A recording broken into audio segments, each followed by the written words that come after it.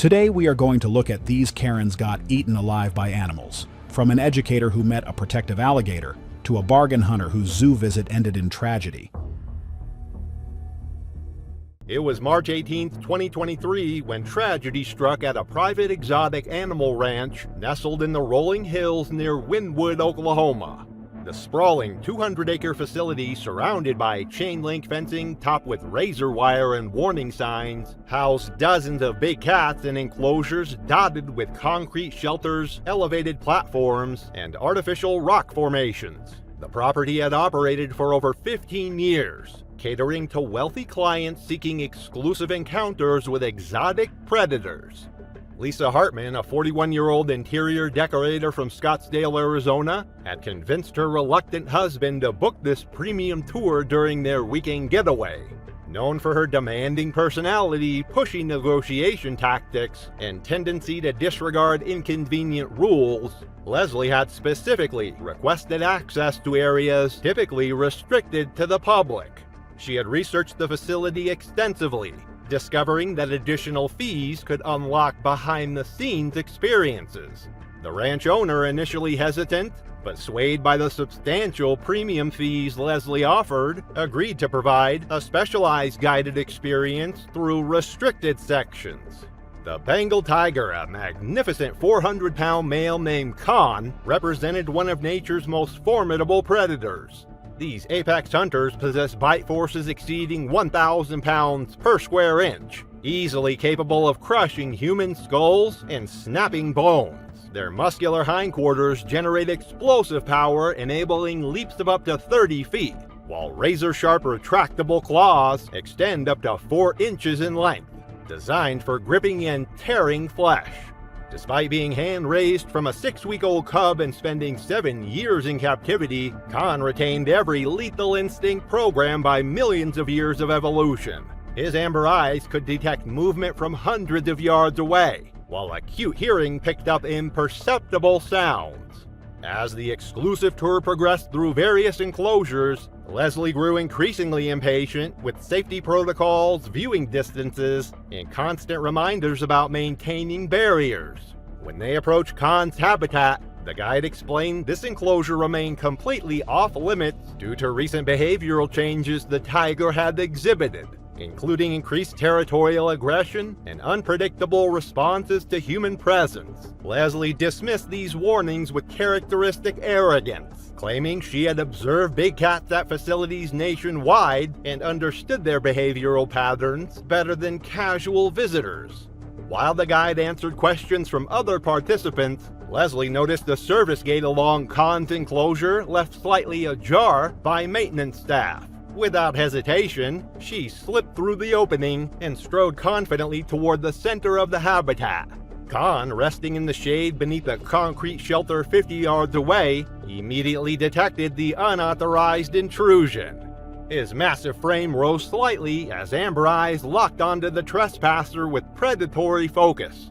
The tiger's stalking instincts engaged as he began moving with calculated precision, each padded paw placed with absolute silence as he closed the distance. Leslie, oblivious to the approaching danger and convinced of her expertise, continued walking deeper into Khan's territory, her back turned to the advancing predator. Khan struck with lightning speed and devastating force. He launched his entire 400-pound body weight against Leslie's back, driving her face first into the hard-packed dirt with a bone-crushing impact. His powerful jaws immediately clamped down on her exposed neck with catastrophic force. 4-inch canine teeth puncturing straight into the carotid artery and crushing cervical vertebrae. As Leslie's body convulsed beneath the tiger's weight, Khan's razor-sharp claws raked repeatedly across her shoulders and upper back, tearing through clothing, skin, and muscle before scraping bone. Blood poured from multiple puncture wounds as the tiger's jaws maintained their death grip, completely severing major blood vessels and causing massive internal trauma. The attack lasted less than 30 seconds, but the damage proved immediately fatal. Ranch staff rushed to the scene with fire extinguishers and emergency equipment, managing to drive Khan back to his shelter. but Leslie had already succumbed to massive blood loss, spinal trauma, and catastrophic tissue damage. Emergency responders pronounced Leslie dead at the scene after confirming the absence of vital signs. State investigators determined Leslie had violated multiple safety protocols by entering the restricted area without authorization. The ranch faced intense public scrutiny from animal rights organizations, though officials concluded Leslie's deliberate actions directly caused the fatal encounter. Her family released a brief statement requesting privacy during their grief, while activists renewed calls for stricter oversight of private exotic animal facilities. It was May 2, 2022, when Cheryl Ann Braddock pulled her silver Honda Accord into the gravel parking area along Loop Road in Big Cypress National Preserve. The 67-year-old recently retired school principal had decided to spend her newfound freedom exploring the wild heart of the Everglades, something she'd promised herself for decades while managing unruly students in Naples. The afternoon sun cast long shadows across the sawgrass prairie, and the air hung thick with humidity and the earthy scent of decomposing vegetation. Cypress trees draped in Spanish moss lined the dark canal that ran parallel to the road, their gnarled roots disappearing into water the color of black tea. Multiple yellow warning signs dotted the area, their bold letters proclaiming, "Danger, alligators," in both English and Spanish.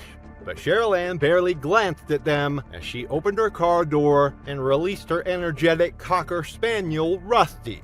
She had driven this route countless times during her teaching career, taking weekend trips to clear her mind from the stress of administrative duties. The American alligator is one of nature's most successful predators, having survived virtually unchanged for over 200 million years. These apex predators can grow up to 14 feet in length and weigh over 1,000 pounds, with females typically reaching 8 to 10 feet. Their powerful jaws contain 74 to 80 razor-sharp teeth designed for gripping rather than chewing, capable of exerting bite forces exceeding 2,900 pounds per square inch. During nesting season from April through July, female alligators become extremely territorial and aggressive, defending their nests with lethal determination. They construct their nests from vegetation and mud near water sources, remaining vigilant guardians until their young hatch. These prehistoric survivors can remain motionless for hours, perfectly camouflaged in murky water, waiting for the perfect moment to strike unsuspecting prey. Cheryl Ann walked confidently toward the canal's edge, her years of authority as an educator having instilled in her an unwavering belief in her own judgment. Rusty bounded ahead, his leash dragging behind him as he sniffed excitedly at the water's edge. A lone fisherman casting his line from a nearby bridge called out a warning, suggesting she keep her distance from the water and control her dog. Cheryl Ann turned sharply, her voice carrying the same stern voice she had used to discipline countless students over her 40-year career, declaring that her lifelong Florida residency made her perfectly capable of assessing the situation. Her dismissive attitude reflected decades of being the final authority in every room she entered.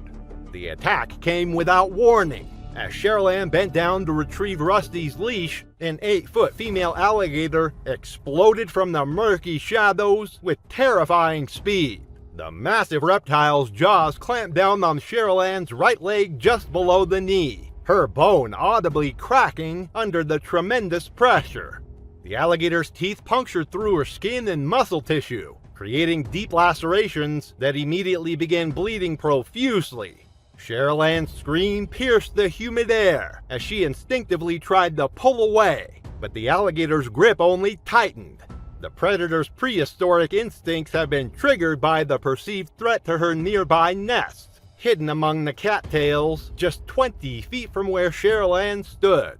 The predator then executed its signature death roll, a violent spinning motion designed to disorient prey and cause massive trauma. Cheryl Ann was yanked off her feet and dragged toward the deeper water, her body tumbling helplessly as the alligator rotated with mechanical precision.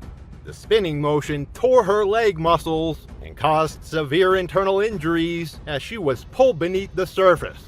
Water filled her lungs as she struggled desperately, but the alligator's relentless grip and the disorienting rotation made escape impossible. The death roll continued for nearly a minute before the alligator dragged her lifeless body toward a submerged culvert, where it would typically cache its prey for later consumption. Rusty fled into the surrounding vegetation, his terrified barking echoing across the preserve. The fisherman immediately dialed 911, his hands shaking as he described the horrific scene. Search and rescue teams arrived within 30 minutes, but Cheryl Ann's body wasn't recovered until 4 hours later, found partially submerged near the concrete culvert where the alligator had deposited her. Wildlife officials confirmed that the attacking alligator was a nesting female defending her territory during the peak of the breeding season. The investigation revealed that Cheryl Ann had unknowingly approached the critical defensive zone that triggers maternal aggression in nesting alligators. The incident prompted renewed calls for stricter enforcement of wildlife safety regulations in the Everglades. Cheryl Ann's sister released a brief statement asking for privacy during their time of grief, while acknowledging that her sister had always been headstrong and independent to a fault. The Florida Fish and Wildlife Conservation Commission launched an investigation into the attack, ultimately determining that the alligator had acted according to its natural defensive instincts. Local park rangers increased patrols along Loop Road and installed additional warning signage. The tragic event served as a stark reminder that even lifelong Florida residents can underestimate the deadly power of the state's apex predators. It was October 14, 2023, when Martha Doyle ventured into the remote backcountry of Great Smoky Mountains National Park in Gatlinburg, Tennessee. The 58-year-old elementary school librarian from Lexington, Kentucky, had recently retired after 32 years of service and sought solitude among the autumn-painted ridgelines.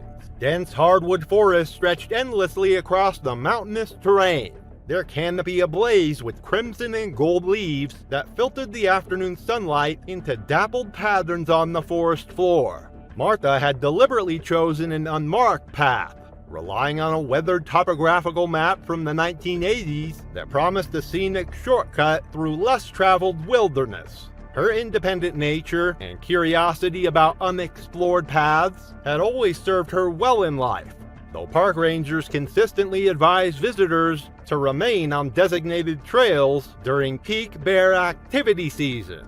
Black bears are North America's most widely distributed bear species, with the Great Smoky Mountains hosting one of the densest populations in the eastern United States.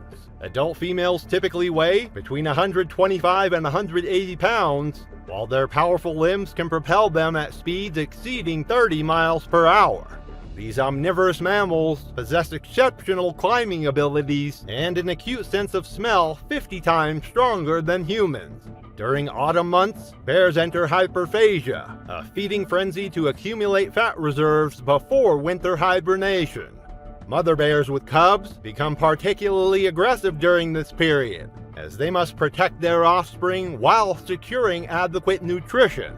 Their maternal instincts trigger immediate defensive responses when humans approach within their perceived threat radius, typically around 50 yards. Martha had been hiking for 3 hours when she crested a narrow ridgeline approximately 2 miles from the nearest marked trail. Through a clearing between towering oak trees, she spotted a small black bear cub, roughly 6 months old, methodically foraging around a rotting tree stump. The cub appeared focused on extracting insects and grubs, seemingly unaware of her presence. Martha assumed the mother bear was elsewhere, perhaps hunting or resting in a distant den. She quietly retrieved a granola bar from her backpack and crouched behind a fallen log, hoping to observe the cub's behavior more closely. The sweet scent of her snack immediately caught the cub's attention, causing it to lift its head and emit a series of distressed vocalizations.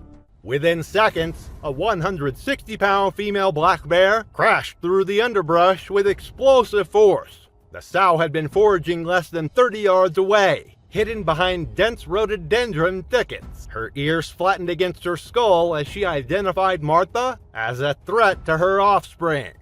The bear's charge covered the distance in under 4 seconds, her powerful hindquarters driving her forward with devastating momentum. Martha dropped her granola bar and scrambled toward a nearby tree, a mature hickory with low-hanging branches. Her hiking boots slipped on the leaf-covered slope as she desperately reached for the first branch, approximately 8 feet above ground level. The sow struck Martha's lower back with tremendous force, her 400-pound per square inch bite pressure crushing vertebrae and severing the spinal cord. Martha's body went limp as she collapsed face first into the forest floor. The bear's claws, each measuring over 2 inches in length, raked across Martha's torso, puncturing her lungs and causing massive internal hemorrhaging. The sow continued her assault for nearly 2 minutes, delivering multiple bites to Martha's neck and skull, fracturing her cervical vertebrae and causing fatal brain trauma. The attack ceased only when the mother bear determined the threat had been eliminated and returned to guide her cub away from the scene. Park rangers discovered Martha's remains 4 days later after her sister reported her overdue return. Her unused bear spray remained clipped to her belt, and her journal contained detailed observations about bear sightings throughout her hiking route. The Tennessee Wildlife Resources Agency conducted a brief investigation, concluding that Martha had violated multiple safety protocols by approaching wildlife and traveling alone in high-risk areas. Her family established a memorial scholarship for outdoor education programs emphasizing wildlife safety awareness. The incident prompted park officials to increase bear safety education programs and install additional warning signs along popular hiking routes. Martha's death marked the 3rd fatal bear attack in the Great Smoky Mountains in 15 years, reinforcing the critical importance of maintaining safe distances from wildlife and carrying proper deterrent equipment. Local hiking groups organize memorial walks in her honor, using the tragic event to educate fellow outdoor enthusiasts about the unpredictable nature of wild animals and the devastating consequences of underestimating their protective instincts. It was July 4th, 2022 when Linda Mayfield met her fate in the sprawling wilderness of Yellowstone National Park's Hayden Valley. The morning sun cast long shadows across the golden grasslands as her tour group's van pulled into the designated viewing area. Steam rose from nearby hot springs, creating an ethereal mist that danced across the valley floor. Linda, a 52-year-old corporate consultant from Chicago, had joined this summer tour seeking adventure beyond her usual boardroom environment. Her assertive personality and decades of commanding corporate meetings had shaped her into someone accustomed to getting her way, often dismissing safety rules as unnecessary bureaucracy. The tour guide positioned the group at the recommended 100-yard distance from a grazing herd of American bison. These massive creatures, weighing up to 2,000 pounds, are North America's largest land mammals and among Yellowstone's most dangerous wildlife. Despite their docile appearance while grazing, bison are unpredictable animals capable of running 35 miles per hour and possessing incredible strength in their muscular shoulders and sharp horns. Bulls become particularly aggressive during mating season and when protecting territory.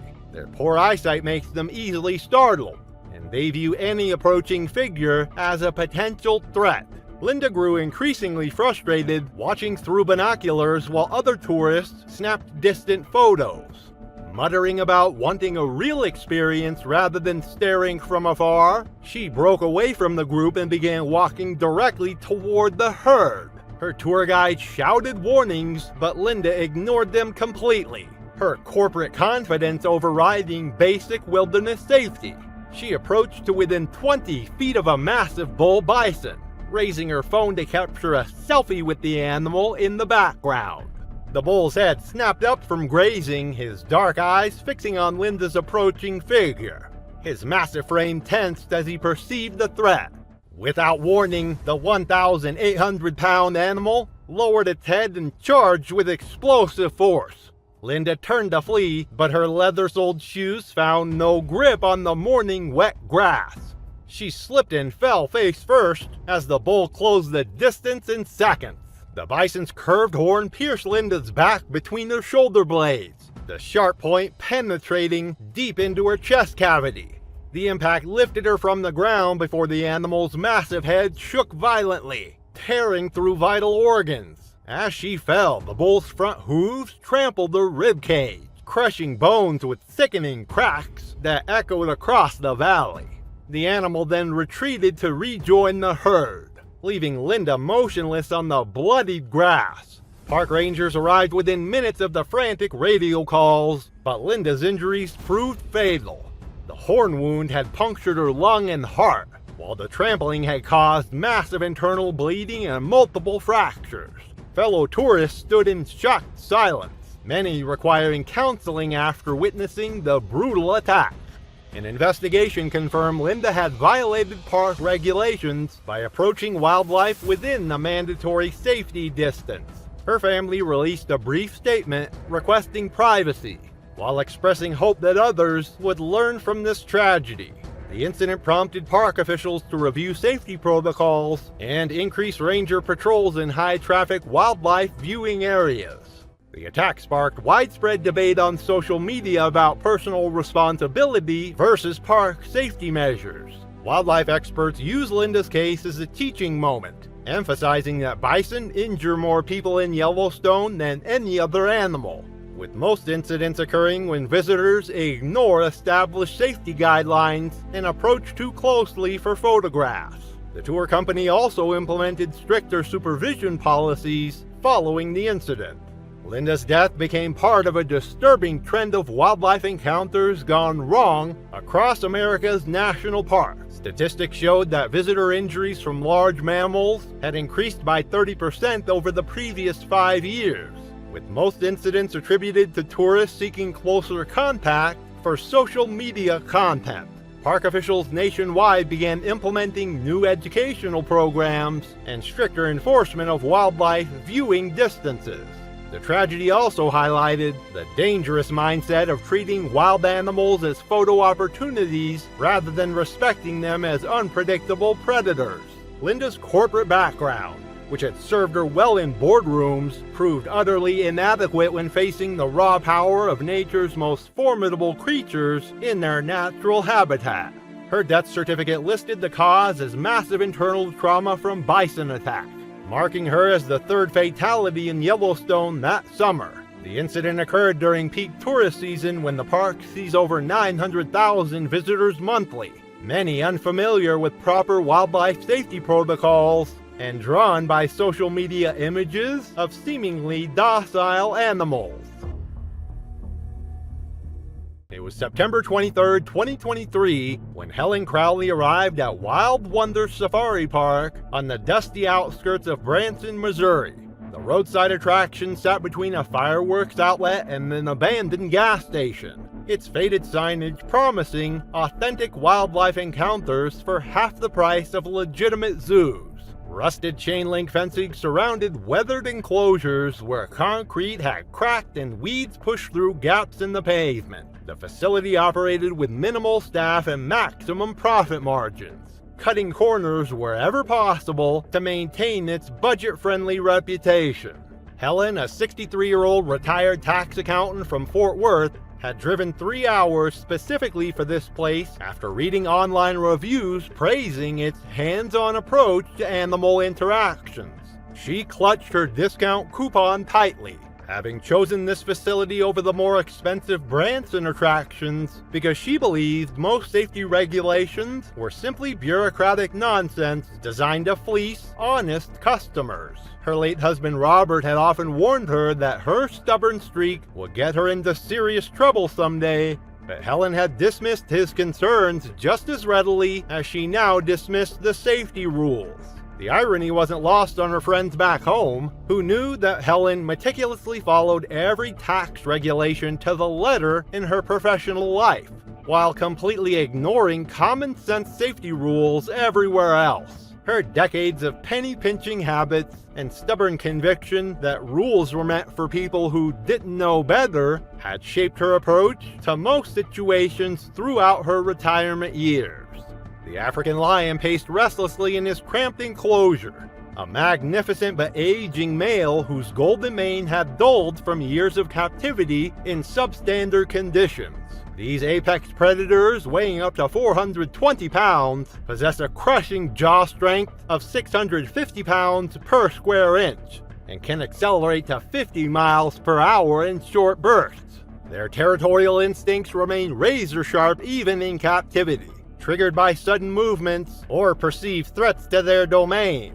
Lions in confined spaces often develop heightened aggression due to stress and lack of adequate stimulation, making them particularly dangerous to untrained individuals. Helen approached the lion exhibit, expecting the premium experience advertised online, but found only standard viewing through reinforced bars with peeling paint and rust stains. Growing increasingly agitated, she cornered the lone attendant, a college student more focused on his phone than visitor safety protocols. She demanded access to the real lion experience she had paid for, insisting that proper animal handling was simply about projecting confidence and that she'd successfully managed large dogs throughout her life. When the attendant stepped away to refill the water pan, he carelessly left the service gate unlatched while distracted by the text message from his girlfriend. Helen noticed the gap immediately and slipped through the unlocked gate into the lion's territory without hesitation. She moved slowly toward the massive predator, convinced her calm demeanor would demonstrate dominance over what she dismissed as an oversized house cat that simply had been pampered by inexperienced handlers. The lion's ears flattened against his skull as this unfamiliar human invaded his space, his amber eyes tracking her every movement with predatory focus. Helen continued her approach, whispering reassurances about her experience with large dogs, completely misreading the animal's warning signals as mere curiosity rather than mounting aggression. The lion's muscles tensed as his territorial instincts engaged, a low rumble building in his chest that Helen mistook for purring. His tail began twitching rapidly, another clear danger sign that went unrecognized. Without warning, he exploded forward with devastating speed, covering the 15-foot distance in less than 2 seconds. His massive paw struck Helen's chest with bone-crushing force, sending her sprawling backward onto the concrete with multiple rib fractures. His jaws clamped down on her throat with hydraulic pressure, severing her carotid artery instantly while his claws raked across her torso, puncturing vital organs and causing massive internal bleeding. The attack lasted mere moments before staff members arrived with tranquilizer equipment, but Helen had already succumbed to massive blood loss and catastrophic trauma to her neck and chest cavity. The Missouri Department of Agriculture launched an immediate investigation into Wild Wonder Safari Park, citing multiple safety violations and inadequate staffing protocols that had created the conditions for this preventable tragedy. The facility faced permanent closure, while Helen's family pursued legal action against the owners for gross negligence and wrongful death. Animal rights groups called for stricter oversight of private wildlife facilities and mandatory safety training for all staff members. The morning of June 15, 2014 dawned with perfect safari conditions across South Africa's Kruger National Park. The African sun painted golden streaks across the savanna as a gentle breeze carried the scent of acacia trees through the dry air. For most tourists, this would be the adventure of a lifetime. But for Brenda Sue Whitfield, a 52-year-old real estate agent from Scottsdale, Arizona, it would be her last. Brenda Sue had built her reputation in Arizona's luxury real estate market through sheer determination and an unwavering belief that rules were merely suggestions for people like her. Friends described her as someone who always got her way, whether negotiating million-dollar deals or demanding special treatment at restaurants. She was known for her perfectly manicured nails, designer safari outfit, and the kind of confidence that came from never being told no. This was her first African safari with her husband, and she had spared no expense booking the most exclusive private tour available. She expected VIP treatment, and she expected the wildlife to cooperate with her vacation plans. Her husband had tried to warn her about respecting the guide's expertise, but Brenda Sue dismissed his concerns with the same wave of her hand that she used to brush off building inspectors back home. She had researched African wildlife on Google, watched a few documentaries, and was convinced she understood the animal behavior better than the locals who had spent their entire lives in the bush. After all, she reasoned, if these animals were truly dangerous, why would they allow tourists so close? At 4:20 p.m., their guide stopped the vehicle 50 yards from where a magnificent male lion was feeding on a freshly killed impala. The massive cat, weighing nearly 400 pounds, was in his prime, a territorial king whose golden mane was now stained with blood. The guide, a veteran with 20 years of experience, immediately recognized the extreme danger of the situation. Lions defending their kills are among the most aggressive animals in Africa, and this male had clearly just made his catch. The guide warned them that they had needed to maintain distance, his voice carrying the authority of someone who had seen what these predators could do. He explained that the lion was feeding and would view any approach as a direct threat to his meal. Lions defending kills have been known to charge vehicles, and getting out of one would be suicidal. But Brenda Sue was having none of it.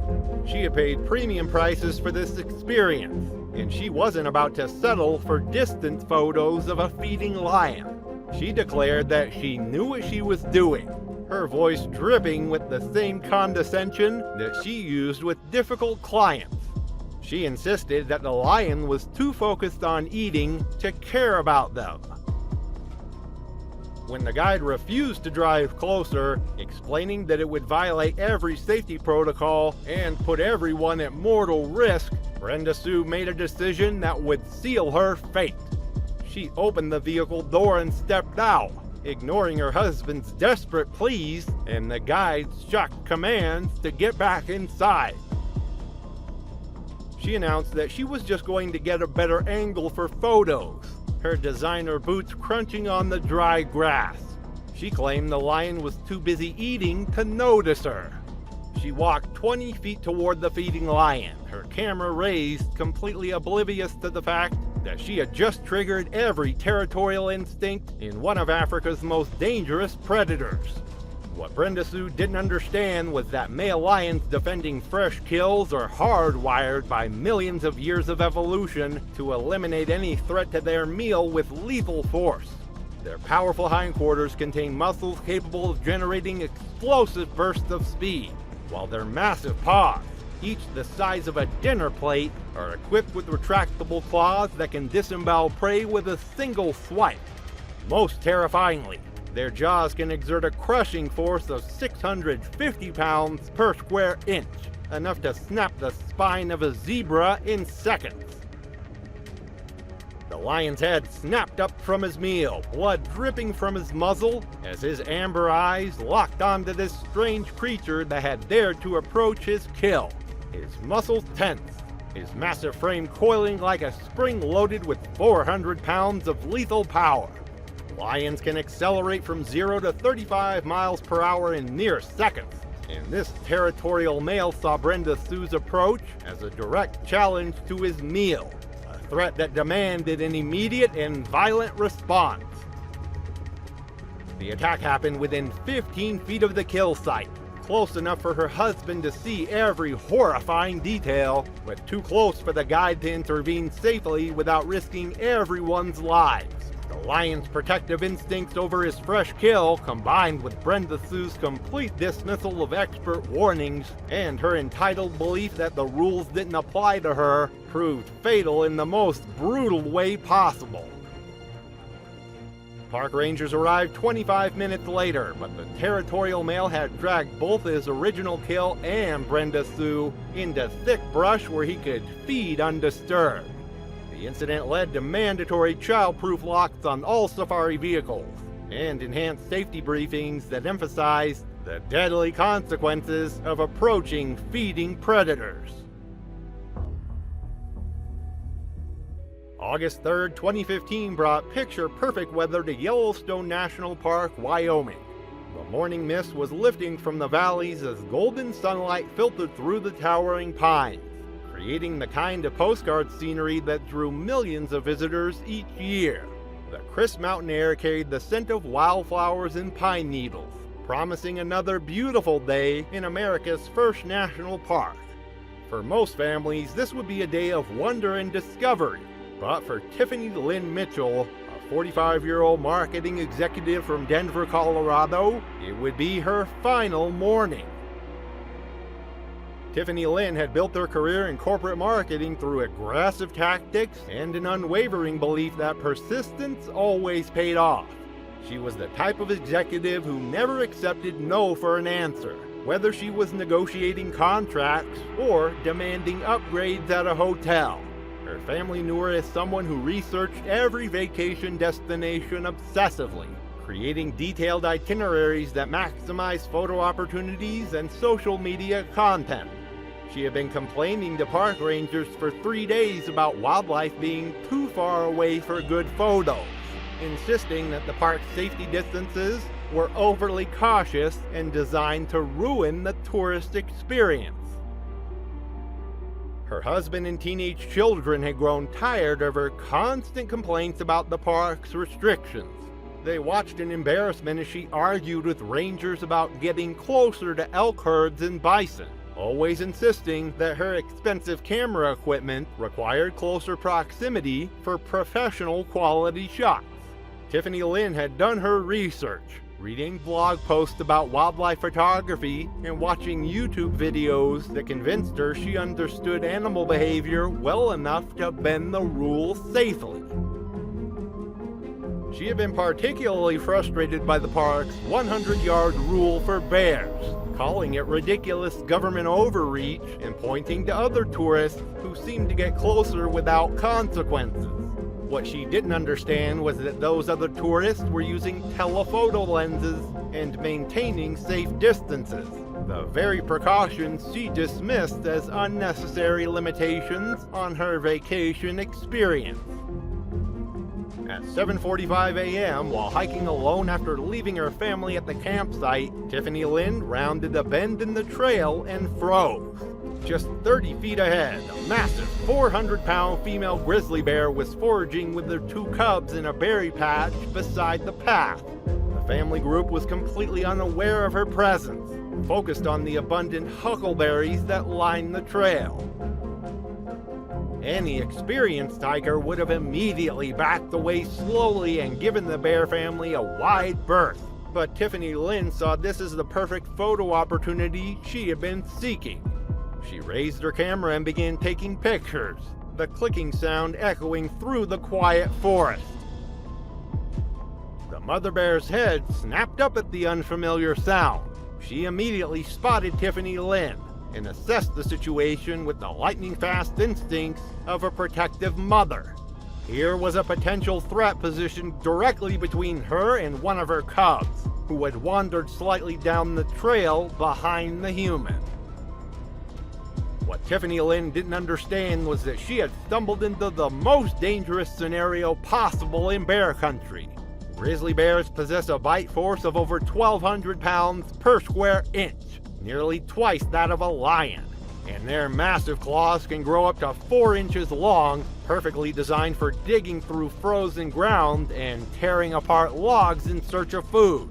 Their shoulder muscles, which create the distinctive hump on their backs, contain enough power to flip over 700-pound rocks with ease. Most terrifyingly, despite weighing up to 600 pounds, grizzlies can reach speeds of 35 miles per hour in short bursts, faster than any human has ever run. The sow's protective instincts kicked in immediately. She stood up on her hind legs, huffing and jaw-popping, clear warning signs that Tiffany Lynn completely misinterpreted. Instead of backing away, she took another step forward for a better shot, excited by what she thought was the bear posing for her camera. The mother grizzly dropped to all fours and charged. From 30 feet away, she covered the distance in less than 2 seconds, her massive frame moving with terrifying speed and purpose. Tiffany Lynn fumbled for her bear spray, but there was no time. The protective mother struck with the full force of her 400-pound body, her primary goal to eliminate the threat to her cubs. The attack was swift and devastating. Other hikers found the scene 20 minutes later and immediately called for help, but Tiffany Lynn had died from massive trauma within minutes. Her camera was found nearby, the memory card filled with photos that documented her final, fatal mistake. The incident reinforced exactly why Yellowstone safety distances exist. Rules written in the blood of those who learn too late that mother bears will kill to protect their young. March 28, 2016 brought another perfect evening to Naples, Florida, where the setting sun painted the sky in brilliant oranges and pinks above the manicured golf courses and luxury communities that define this slice of paradise. The temperature was a comfortable 78 degrees, with a gentle breeze carrying the scent of jasmine and freshly cut grass through the upscale neighborhood. For most residents, this would be another peaceful evening in their gated community. But for Deborah Ann Rodriguez, a 38-year-old HOA president, it would be her last. Deborah Ann had earned her reputation as the neighborhood's most demanding resident through years of micromanaging every aspect of community life. She was the type of HOA president who measured grass heights with a ruler, issued citations for mailboxes that were the wrong shade of white, and held emergency board meetings about holiday decorations that violated the community's aesthetic standards. She had been elected HOA president 3 years running, primarily because no one else wanted to deal with the constant complaints and confrontations that seemed to energize her. Deborah Ann took pride in maintaining property values and community standards, but her methods often crossed the line from thorough to tyrannical. For the past 3 weeks, Deborah Ann had been waging a personal war against the alligators that had taken up residence in the community's scenic pond near the 7th hole of their golf course. She had filed complaints with the county, demanded immediate removal services, and sent increasingly angry emails to the property management company about what she called an unacceptable threat to their community's safety and property values. What Deborah Ann didn't understand, or chose to ignore, was that it was peak nesting season, and the 9-foot female alligator she'd been complaining about had built her nest directly on the bank where Deborah Ann liked to walk her small dog each evening. Female alligators during nesting season become incredibly aggressive, transforming from relatively docile reptiles into 300-pound engines of maternal fury that will attack anything perceived as a threat to their eggs. At 6:30 p.m., armed with a 9-foot iron from her husband's golf bag and fueled by weeks of frustration, Deborah Ann decided to take matters into her own hands. She had watched enough Animal Planet to convince herself that alligators were essentially overgrown lizards that could be intimidated into leaving if someone just showed them who's boss. She didn't want to pay HOA fees to live next to a swamp. She marched toward the pond, her designer golf outfit and perfectly styled hair reflecting her confidence that this would be a simple matter of asserting human dominance over a primitive reptile. As she approached the water's edge, Deborah Ann didn't notice the carefully constructed nest mound hidden among the reeds just 3 feet from where she stood. The female alligator had been lying motionless in the shallow water, perfectly camouflaged, but every fiber of her being was focused on defending her future offspring. Deborah Ann stepped directly onto the edge of the nest mound while trying to get a better angle to poke at what she thought was just a pile of debris. She began jabbing at the nest with her golf club, treating it like an unwanted anthill that needed to be destroyed. What Deborah Ann had failed to comprehend was that she was now directly threatening one of nature's most ancient and efficient killing machines in its most dangerous state. American alligators are living dinosaurs, virtually unchanged for over 200 million years, with jaws capable of exerting a crushing force of 2,125 pounds per square inch, enough to snap a human femur like a twig. Most terrifyingly, alligators can launch their entire body length out of the water in explosive lunges. And despite their prehistoric appearance, they can move at speeds of up to 25 miles per hour on land in short bursts. The 300-pound female exploded from the water with the fury of a mother defending her children. From just 3 feet away, there was no escape. The protective mother was operating on millions of years of evolutionary programming that made her one of nature's most efficient killing machines. Deborah Ann tried to swing her golf club, but the alligator's massive jaws clamped down on her leg with bone-crushing force. The death roll that followed in the shallow water was immediate and fatal. The alligator's ancient technique for disorienting and drowning prey proving devastatingly effective against human anatomy. Neighbors heard her screams from 200 yards away, but the attack lasted less than 2 minutes.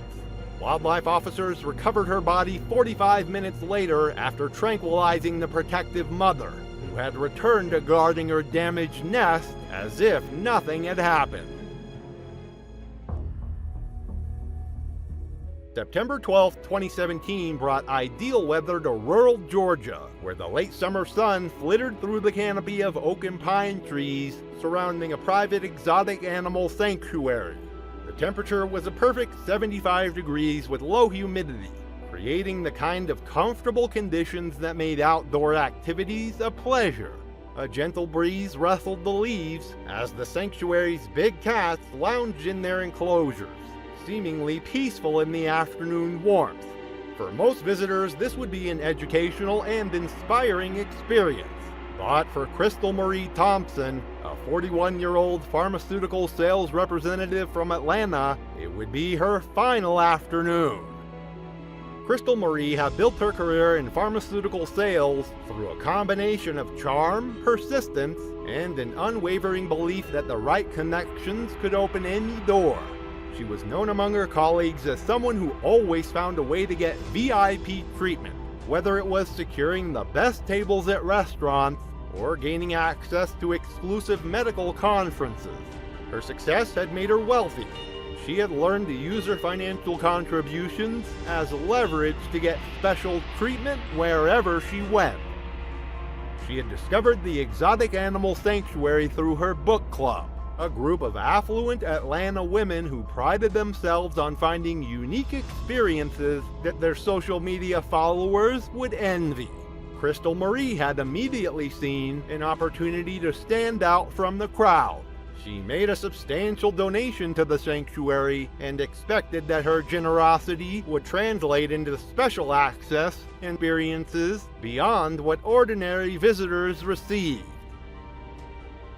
The sanctuary staff had tried to explain that all visitors, regardless of their donation level, were required to follow the same safety rules. But Crystal Marie had dismissed their concerns with the same confidence she used when convincing doctors to prescribe her company's medications. She had done her research, watching big cat documentaries and reading about animal behavior online, and was convinced that the sanctuary's restrictions were overly cautious. During the afternoon feeding demonstration, Crystal Marie positioned herself at the front of the viewing area, her expensive camera equipment ready to capture the kind of dramatic photos that would make her the envy of her social circle. She watched as the 450-pound male Siberian tiger received his daily meal in the outer enclosure. noting how lazy and docile the massive predator appeared. At 2:15 p.m., while the keeper was distracted answering questions from other visitors, Crystal Marie made a decision that would cost her everything. She climbed over the 4-foot public barrier, then scaled the secondary 6-foot safety fence, bringing herself directly to the primary enclosure barrier, a 10-foot chain link fence that was the only thing separating her from one of nature's most efficient killing machines. She complained loudly to anyone who would listen that the viewing area was too far away for good photos, apparently oblivious to the fact that she was now only separated from a 450-pound apex predator by a single fence.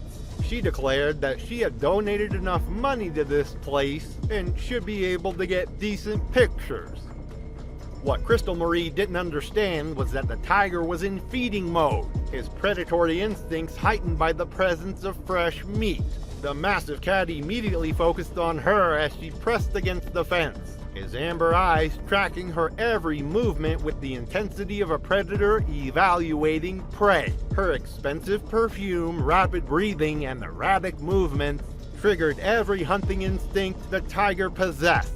When Crystal Marie reached through the chain link fence trying to get an extreme close-up photo, she unknowingly triggered the hunting instincts of one of the planet's most formidable predators. Siberian tigers are the largest cats on Earth, with males weighing up to 660 pounds of pure muscle and bone. Their massive paws, each the size of a dinner plate, are equipped with retractable claws that can grow up to 4 inches long, sharp enough to slice through Kevlar and strong enough to crush skulls. Their bite force of over 1,000 pounds per square inch of pressure can snap the spine of a wild boar, while their powerful hindquarters allowed them to leap vertically up to 12 feet.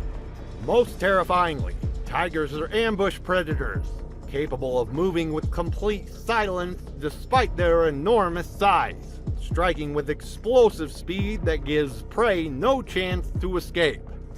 The tiger's response was explosive and immediate.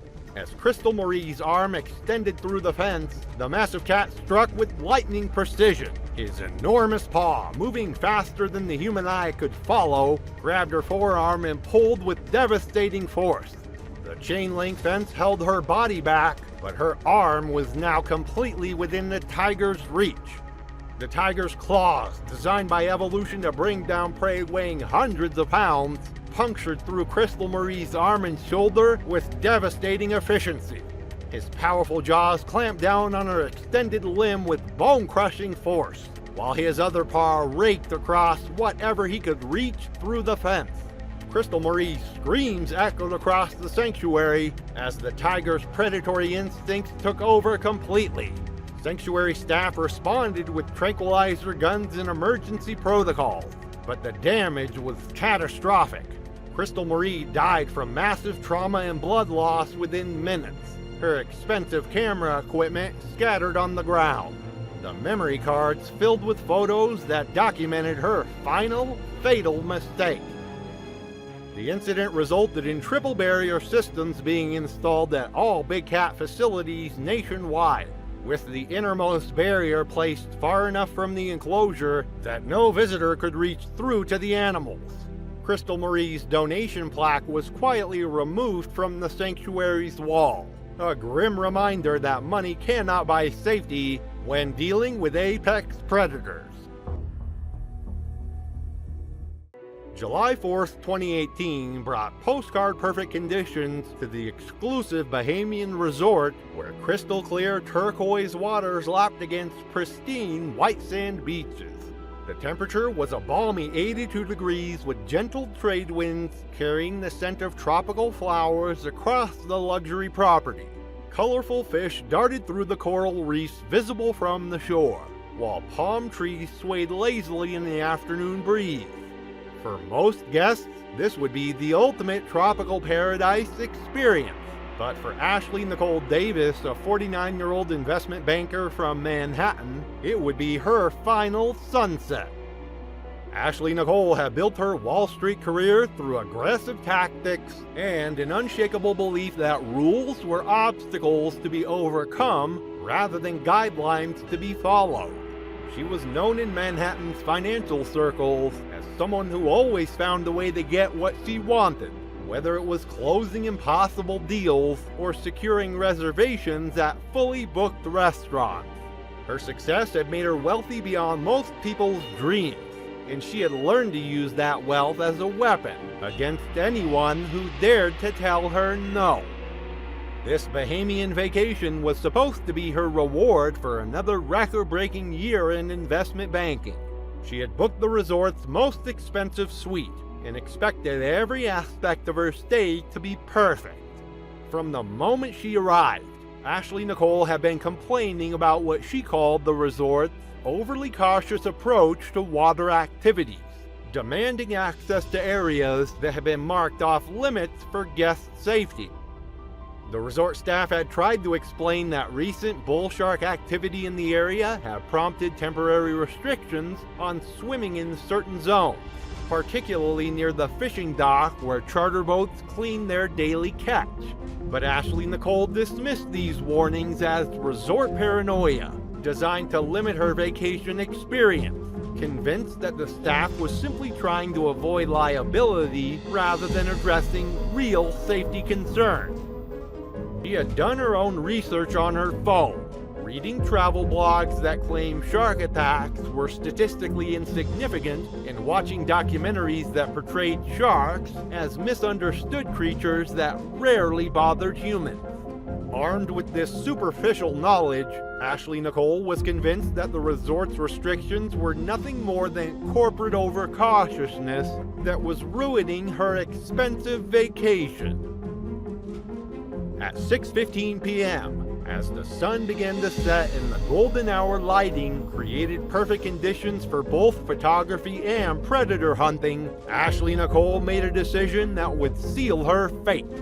Despite red flag warnings and the complete absence of other swimmers, she entered the water near the resort's fishing dock during the exact time when charter boats were returning and cleaning their daily catch. The area was a perfect storm of shark-attracting conditions. Murky water filled with fish blood and scraps from the day's charter boat returns, the low-light conditions of dusk that made it difficult for both sharks and humans to distinguish shapes clearly, and the dinner hour when many marine predators become most active. Ashley Nicole swam 150 yards from shore into 15 feet of water, directly into what marine biologists would later describe as a feeding zone. What Ashley Nicole had failed to understand was that she had just entered the hunting ground of one of the ocean's most aggressive and unpredictable predators during their peak feeding time. Bull sharks are unique among shark species for their ability to hunt in both saltwater and freshwater, with a tolerance for shallow, murky water that makes them particularly dangerous to swimmers. Unlike great whites, which typically hunt in deeper water, bull sharks actively patrol coastal areas and are responsible for more attacks on humans than any other shark species. Stocky, muscular build houses a bite force of over 1,300 pounds of pressure per square inch, stronger than both great whites and tiger sharks, while their broad, flat snouts are perfectly designed for stunning prey in shallow water. Most terrifyingly, bull sharks are known for their aggressive temperament and tendency to attack first and investigate later, making them unpredictable killers that strike without warning. A 9-foot bull shark, already in feeding mode from the abundant fish scraps in the water, detected Ashley Nicole's movements from over 200 yards away. The shark's electroreceptors, capable of sensing the electrical impulses generated by a beating heart, locked onto this new source of bioelectric activity in its established hunting ground. The murky water and failing light created perfect ambush conditions. The attack came in 15 feet of water during the golden hour when visibility was severely compromised. Bull sharks attack with explosive speed and devastating power. their serrated teeth designed to tear through flesh and bone with surgical precision. Ashley Nicole's expensive swimsuit and jewelry offered no protection against millions of years of evolutionary perfect. Her screams alerted the dock workers, but she was too far from shore for immediate rescue. Resort jet ski teams reached her location within 8 minutes. Their response time impressive by any standard, but the bull shark's initial attack had severed the femoral artery in her leg. Ashley Nicole died from blood loss during the rescue attempt, the warm Bahamian waters turning crimson around the rescue boat as paramedics fought desperately to save her life. The incident led to permanent relocation of fish cleaning stations away from swimming areas at all Caribbean resorts and mandatory sunset swimming bans near fishing operations. Ashley Nicole's story became a cautionary tale shared among resort staff throughout the region. A reminder that even in paradise, the ocean's apex predators follow rules far older and more unforgiving than any human regulation. As the sun set over the Bahamian waters, painting the sky in brilliant reds and golds, Ashley Nicole's tragedy served as a final reminder that nature's predators don't recognize wealth, status, or entitlement. They only understand the ancient laws of survival that have governed the wild world for millions of years. Laws that no amount of money or influence can ever change. It was May 14, 2016, and the Oklahoma Panhandle stretched flat beneath an overcast afternoon sky, the landscape broken only by fencing, gravel paths, and a few worn buildings along the roadside. A designated wildlife corridor cut through the area, marked by low boundary fencing intended to keep vehicles out rather than people in. Faded warning signs hung along the posts, easy to overlook in a place that did not appear dangerous at first glance. Carla Blythe was 26, a part-time childcare worker who supplemented her income with cash babysitting and treated road trips as opportunities to pad her social media feed. She had already argued twice that day, once with a gas station clerk over posted parking rules, and again with a pair of tourists who warned her that the area ahead was restricted. She waved them off, laughed, and told her sister that people got dramatic over nothing. When the car passed a stretch of open land just off the highway, Carla insisted they pull over. The fence was low, the ground flat, and to her, that meant harmless. Her sister hesitated, pointing out faded warning signs near the turnout. Carla barely glanced at them. She shared that signs like that were meant for people who didn't know how to handle themselves. She stepped out first, phone already in hand, visibly irritated that anyone was slowing her down. The children lingered near the car as Carla moved ahead, brushing dust off her jeans and scanning the area as though the question had already been settled. The landscape was stripped and exposed. Sun-bleached dirt, loose gravel crunching underfoot, sagging wire fencing, and warped wooden posts left from old signage. Wind moved unevenly through the scrub. There was no shade, no cover, and no reason to linger unless someone was intent on proving a point. A man passing on foot mentioned recent wildlife sightings and warned her not to cross the fence. Carla didn't stop. She replied without turning around, saying she would be quick and that everyone needed to relax. When birds suddenly lifted from the brush, she smirked and said it was probably rabbits. The abrupt quiet that followed went unnoticed. What she failed to see was movement just beyond the path.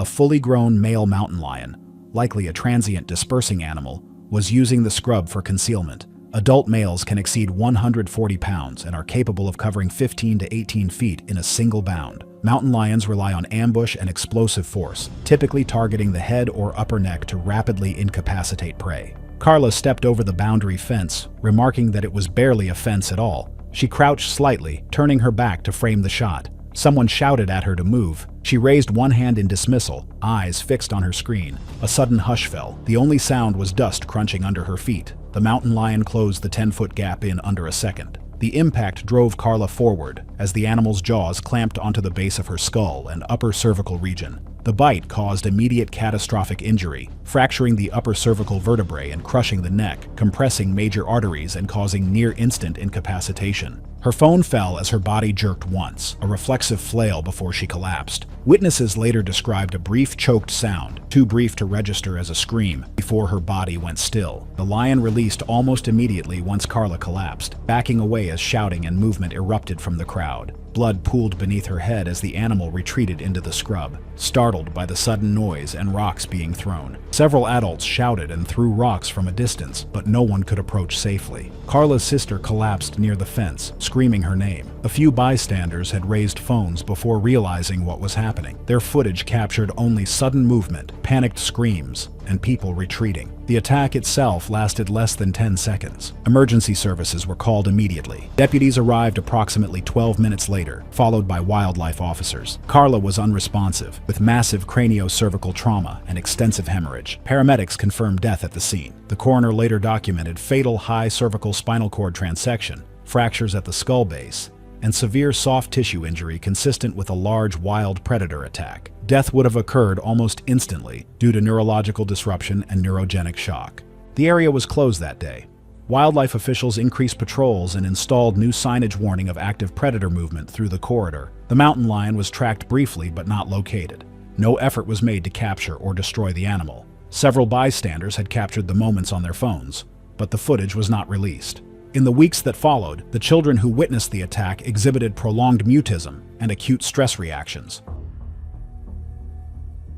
It was September 22, 2014, and a narrow canyon trail cut through the dry hills outside a quiet California hillside community, winding between scrub brush and sun-bleached rock. The path was familiar to local residents, used nightly by walkers and dog owners as daylight faded. As the sun sank and shadows stretched across the trail, the canyon grew still, its rocky folds and low brush concealing a predator that blended easily into the landscape. Jennifer Denton was 61 and well known on the canyon loop. Neighbors said she walked it nearly every evening at the same time, leash in hand, pace unchanged regardless of weather or season. A retired employee from a regional insurance office, she was remembered by former co-workers as someone who corrected others publicly and pushed back aggressively when policies changed. She lived alone in a small stucco house backing onto open space and rarely altered her routines. In the months leading up to the incident, wildlife warnings had increased. Flyers alerting residents to mountain lion activity were taped to the trailhead kiosk and replaced multiple times after being torn down. Community forum posts documented sightings near the drainage corridor. Several neighbors later told investigators they had mentioned the warnings directly to Jennifer. She reportedly dismissed them, saying she had walked the canyon for decades and had never seen anything larger than a coyote. She carried no deterrence and continued walking at dusk. On the evening of the incident, she left just before 6:40 p.m., expecting to complete her usual loop. 2 large warning signs had been installed at the trail entrance earlier that week. Multiple hikers said Jennifer passed them without slowing. A small group stood nearby, debating whether to turn back. One hiker warned her that a lion had been seen deeper in the canyon and suggested she reconsider going in alone. According to witnesses, Jennifer stopped only long enough to argue. She said the signs were excessive and accused others of panicking over rumors. When another hiker pointed out the time and the narrowing trail ahead, she cut him off and continued forward, tugging her dog along behind her. Beyond the entrance, the canyon constricted quickly. Steep dirt walls rose on both sides. Boulders lined the trail edges, and dense brush pressed in close. Dry grass shifted in the breeze, and visibility dropped sharply along blind curves where vegetation blocked sightlines to less than 20 feet. Mountain lions in Southern California typically weigh between 110 and 160 pounds, and can sprint up to 40 miles per hour in short bursts. They hunt by ambush, relying on concealment and sudden acceleration, most often attacking from behind. Their killing bite is usually directed at the nape or lateral neck, targeting the cervical spine, carotid arteries, and upper airway. Dusk is a high-risk period, especially in narrow corridors that funnel both prey and predators. Farther into the canyon, Jennifer encountered a jogger heading out. He later told authorities the trail had gone unnaturally quiet, and that he'd turned back because of recent wildlife reports. He warned Jennifer and suggested she leave with him. According to his statement, she responded sharply that she walked the trail every day and continued past without slowing. The jogger hesitated and left the area, later describing the exchange as deeply unsettling. Roughly 10 minutes later, hikers on a ridge above the canyon heard a single sharp scream, abruptly cut off, followed by frantic barking. Jennifer was attacked from behind. A mountain lion burst from dense brush lining the trail, closing the distance without warning. Its body struck her low and hard, knocking her forward as its jaws clamped onto her neck, just below the skull. The impact drove her face first into the dirt, snapping the leash taut. There were no signs she saw the animal before contact. The lion maintained its bite and drove its weight down onto her upper back, pinning her chest to the ground. It adjusted its grip, compressing the neck and upper airway, while its forelimbs anchored her shoulders. The dog's leash slipped free as the lion dragged her several feet into thicker brush, shoes carving shallow grooves through the dust. Witnesses later described hearing a brief, choking sound, likely involuntary respiratory effort caused by airway compression and blood aspiration, before all movement stopped. Loss of consciousness would have occurred rapidly due to combined carotid artery compression, cervical spine disruption, and airway obstruction. The lion remained briefly, maintaining pressure until resistance ceased, then disengaged and moved uphill. The dog fled down trail, barking frantically as it ran toward the parking area. When hikers approached minutes later, the animal was gone. Jennifer's body lay partially concealed by brush. Examination revealed severe neck trauma, including deep puncture wounds, crushed soft tissue, and injuries to the cervical spine consistent with a large predator bite. Abrasions to her hands, knees, and face were consistent with the initial forward impact. There was little evidence of sustained defensive activity. At 6:58 p.m., a neighbor called 911 after the dog appeared at her front door, dragging the leash and barking continuously. Deputies and paramedics arrived at the trailhead within 14 minutes and reached the scene shortly after, moving cautiously through the corridor. Jennifer was pronounced dead on arrival. The coroner listed the cause of death as asphyxia due to neck compression with associated cervical spine trauma caused by a mountain lion attack. Estimated time from initial contact to death was well under 90 seconds. Toxicology was negative. Wildlife officers tracked the lion later that night and killed it less than a mile away. It was a fully grown male in poor body condition, consistent with nutritional stress and territorial pressure. It was July 3, 2017, on a bend of the Mary River floodplain in Australia's Northern Territory, where wide stretches of slow-moving water cut through flat, open land beneath a pale morning sky. The area appeared calm and unremarkable, the kind of place people passed without a second glance. But the muddy banks and quiet channels supported some of the most dangerous animals in the region. Faded warning signs lined the access track, easy to ignore, marking a stretch of water that was never truly empty. Maris White was 29, a budget traveler from Western Canada who moved from hostel to hostel on seasonal cleaning and cafe jobs, tracking every dollar and arguing over every expense. She had a habit of pushing back whenever someone told her not to do something, especially if it came with a warning sign or safety briefing. During her first week in Australia, she'd already clashed with a hostel manager over river access rules and mocked a tour guide for overselling danger to avoid liability. To Maris, Australia wasn't about caution or structure. It was about proving that most restrictions were exaggerated. Her travel channel was small, but she filmed constantly, narrating clips about how calm behavior and observation mattered more than fear. She hadn't started the trip alone. Weeks of shared rides and campsites had ended in arguments. When warning signs appeared, Maris pulled statistics from her phone and talked over concerns, insisting the risk was being overstated. When the group chose a safer swimming area, she refused to adjust. They separated the next morning, and Maris continued alone. At the riverbank, she ignored another warning marker, half-submerged, sun-faded, barely legible, and commented into her camera that Australia ruined every good spot with fear. She scanned the water slowly, narrating what she saw: a flat, dark surface, drifting leaves, no splashing, nothing obvious. She pointed out the stillness, the quiet, saying this was what real danger didn't look like. Standing and watching felt sufficient to her. Waiting longer felt unnecessary. She slid down the muddy bank, boots sinking slightly, stopping less than 10 feet from the water. The mud near the edge was smooth and damp, shaped by repeated movement. She crouched, angling her phone to frame both her face and the river behind her. Saltwater crocodiles are apex predators that can remain motionless for hours, submerged with only their eyes and nostrils above water. Adults can exceed 20 feet in length and weigh over a ton. Their bite force measures over 3,700 pounds per square inch, enough to crush a small car. They strike with explosive speed, launching their massive bodies from the water to seize prey before dragging it beneath the surface in a death roll that disorients and drowns victims. The river erupted.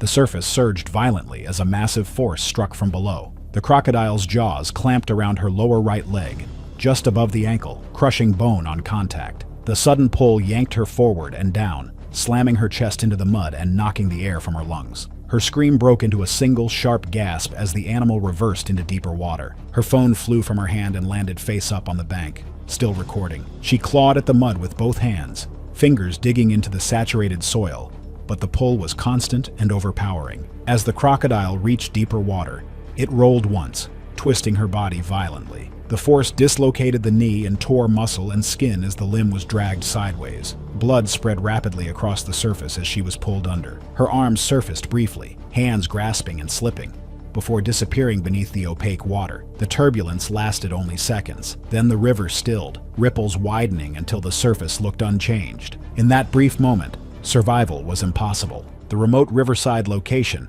meant she wasn't noticed missing until nightfall, when she failed to return to the roadside campsite and her gear remained untouched. Rangers were alerted the following morning. Investigators found clear drag marks leading into deeper water and fragments of clothing caught in reeds downstream. A controlled search over 3 days recovered partial remains, soft tissue and bone fragments, more than 3/4 of a mile away. The coroner listed the cause of death as hemorrhagic shock and drowning due to catastrophic traumatic injury sustained during a saltwater crocodile attack. Findings included severe crush injury to the lower limb, massive vascular damage, extensive soft tissue loss, and injuries consistent with forced submersion and death roll behavior. Survival was deemed impossible given the speed of the attack and the extent of trauma. Maris's camera had been filming at the riverbank, but the material was never released.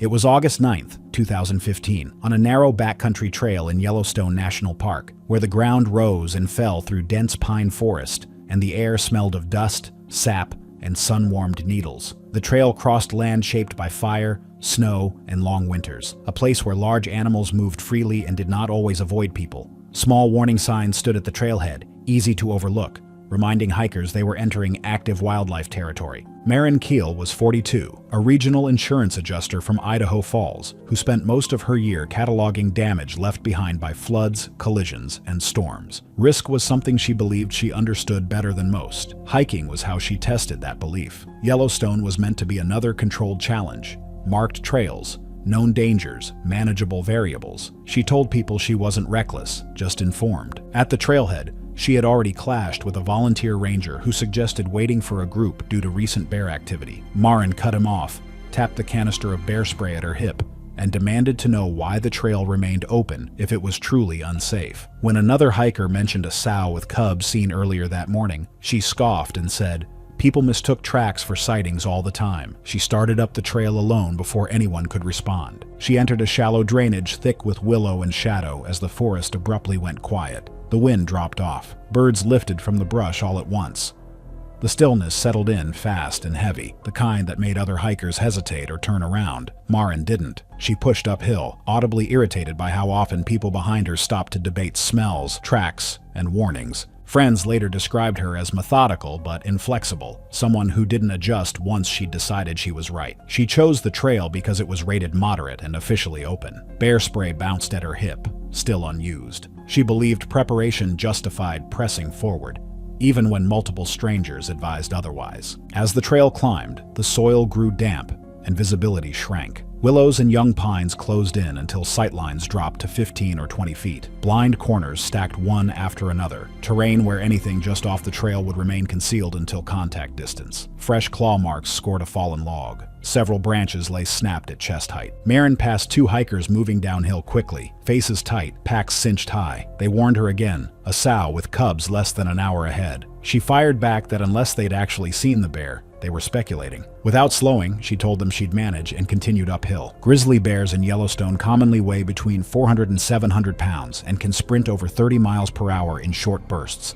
Defensive encounters occur at extremely close range. When cubs are involved, attacks are rapid, forceful, and focused on incapacitating the perceived threat, rather than feeding. Maren stepped over fresh scat deposited directly on the trail. Still moist, the odor strong and unmistakable. The brush narrowed further. Her footsteps echoed once, then vanished into the vegetation. The forest seemed to hold its breath. Birds fell silent as Maren stepped past the fallen log. What followed unfolded in seconds. The willows to her left erupted. The sow covered the distance almost instantly. Maren never had time to deploy the spray. The impact drove her backward onto the ground with crushing force. At close range, the bear slammed into Maren's upper body. Its jaws clamped across the left side of her face and scalp. The bite fractured the zygomatic arch and maxilla, tearing soft tissue and driving her head hard into the ground. Loss of consciousness was immediate, Blood pooled rapidly into the soil beneath her. The sow released and bit again across the shoulder girdle and upper neck, compressing the cervical spine as she shifted her weight forward. Claws raked across Marin's torso as the bear dragged her several feet into the brush and pinned her beneath her chest and forelimbs. A defensive posture commonly documented in sow with cubs maulings to prevent a threat from rising. Hikers downslope screamed and fled. One fell. Another dropped a pack and froze before being pulled away. The bear delivered several rapid bites and powerful swats, forces capable of causing flail chest, pulmonary contusions, and extensive internal hemorrhage without prolonged contact. The mauling lasted less than a minute. Once Marin stopped moving, the sow disengaged and moved uphill. The cubs were glimpsed briefly before all three vanished into dense cover. After several minutes, shaken hikers regrouped. One used a satellite phone to contact emergency services at 10:41 a.m., relaying GPS coordinates to park dispatch. Rangers arrived approximately 45 minutes later, advancing cautiously with rifles raised. Marin was pronounced dead at the scene. The county coroner documented catastrophic craniofacial trauma, multiple facial fractures, deep puncture wounds, cervical spine injury, bilateral rib fractures, and extensive internal hemorrhage consistent with a short-duration, close-range defensive grizzly mauling. Death was attributed to traumatic brain injury and cervical spine disruption occurring within moments of first contact. The trail was closed for the remainder of the season. Additional warning notices were posted at all access points. Rangers monitored the sow for several days, but did not euthanize her, classifying the incident as a sudden defensive response in dense cover near cubs. In the weeks that followed, Marin's family retrieved her belongings from the ranger station. Hikers left handwritten notes at the trailhead, unofficial warnings describing how quickly it happened, how little margin there was, and how ignoring advice offered no protection once the brush moved. It was January 18, 2013, and the beach south of Cape Town was already loud with voices, crashing waves, and the steady flow of people moving along the shoreline. The wide stretch of sand looked ordinary and welcoming, the kind of place where families settled in without much concern. Just offshore, the water darkened quickly, its cold blue surface hiding predators that had hunted these currents for thousands of years. Weathered warning signs stood near the access paths, faded by sun and salt, easy to miss as swimmers filtered past them and into the sea. Lauren Jacobs was 37, who stood waist-deep near the warning buoys arguing with a beach patrol volunteer while her family waited farther up the sand. She pointed repeatedly toward the water, citing other swimmers she claimed had gone in earlier, demanding to know why the boundary was suddenly being enforced. When the patrol member reiterated the warning and told her not to go farther, Lauren turned away mid-sentence and continued forward anyway. From shore, nothing about her movements looked immediately unusual. She waded steadily, water climbing from mid-thigh toward her hips. Several minutes later, beachgoers saw her pause, then jerk violently as the surface around her erupted. At first, the disturbance looked like a breaking wave. Then the water darkened, spreading outward in irregular pulses, and people began shouting when they realized it was blood. Lauren was a regional sales coordinator from Nevada, accustomed to winning disagreements through persistence. Years of travel had made her comfortable dismissing local advice, particularly when it conflicted with her own judgment. She spoke openly that morning about swimming regularly and being more capable than most, repeating it whenever anyone suggested staying closer to shore.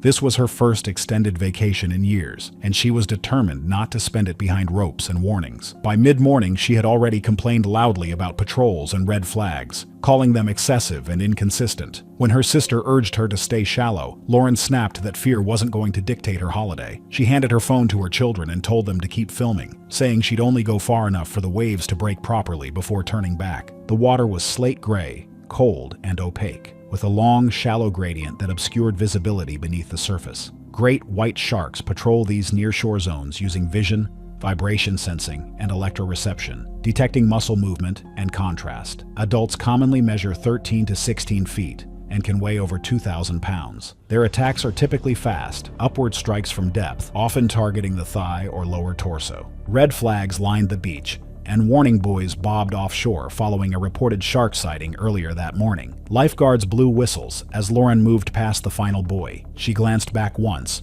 waved dismissively, and continued forward. As she paused between wave sets, seabirds lifted abruptly farther offshore. The surface around her flattened momentarily. Witnesses later said they saw a broad shadow rise beneath her before the water surged upward with violent force. The shark struck from below and slightly behind, driving into Lauren's upper thigh with tremendous impact. Its jaws closed briefly, tearing through muscle and severing the femoral artery and vein before releasing. The force twisted her body sideways and partially submerged her. She surfaced once, arms moving in a short, reflexive motion. Blood surged into the waves, quickly dispersing. Within seconds, her movement slowed as catastrophic blood loss caused a sudden drop in blood pressure and cerebral perfusion. She lost consciousness and went limp, her body drifting face down. Screams spread along the beach. Some people ran, others stood frozen, pointing offshore. Lifeguards hesitated briefly, scanning the water for additional shark presence before entering. Rescue boards were deployed cautiously. When guards reached Lauren,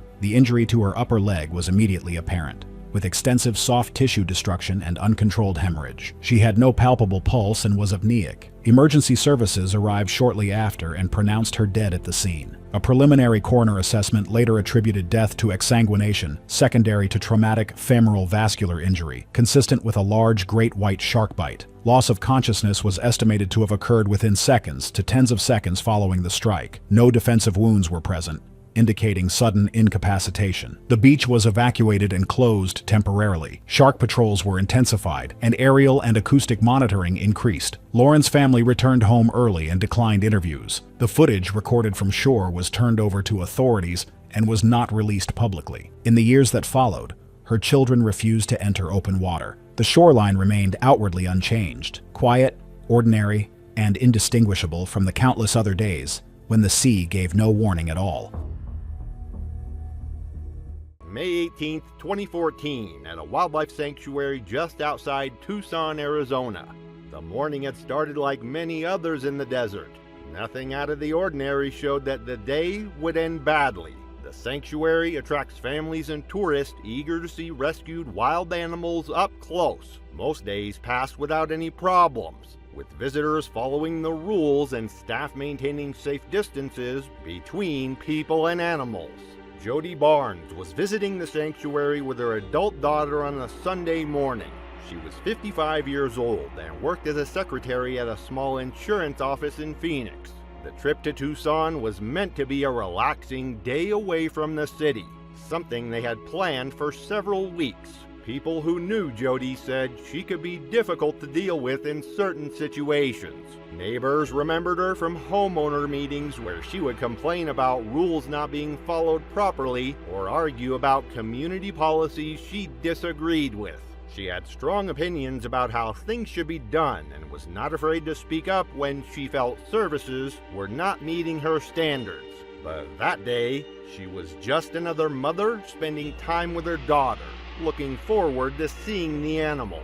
When visitors entered the sanctuary, staff members told everyone the same safety rules that were required by state regulations. They said no one should lean over the barriers or step past the marked safe zones under any circumstances. This was especially important near the big cat enclosures, where warning signs were posted on every section of railing. Staff members repeated these warnings several times throughout the day and watched visitors to make sure the rules were being followed. Jody heard these instructions but didn't think much of them, as she had been to similar places before and felt comfortable around animals. The sanctuary wasn't large, covering about 5 acres of desert land surrounded by chain-link fencing. The animal areas were separated by pathways made of gravel and concrete. Chain-link fences surrounded each animal enclosure, and shorter barriers made of metal rails kept visitors several feet away from the main fencing. This design was meant to create 2 levels of protection between people and animals. The jaguar lived in an enclosure near the back of the sanctuary, away from the main entrance. There was a small concrete pool for the animal to cool off in during summer heat. The jaguar spent most of its time walking back and forth in its space or resting in shaded areas. Jaguars are among the most dangerous big cats in the world. They hunt by sneaking up on their prey and using their powerful jaws to deliver a killing bite. Even jaguars that have been raised in captivity from birth keep their natural hunting instincts and territorial behaviors. They live alone in the wild and see anything that comes close to their territory as either a threat or possible prey. That morning, other visitors had walked by the enclosure throughout the day without any problems. The animal had shown no signs of unusual behavior or aggression. As Jody stood near the barrier with her daughter, looking at the jaguar and taking photos with her phone, her large tote bag slipped from her shoulder. The bag hit the ground and slid across the gravel, coming to rest just beyond the metal rail that marked the safe viewing zone.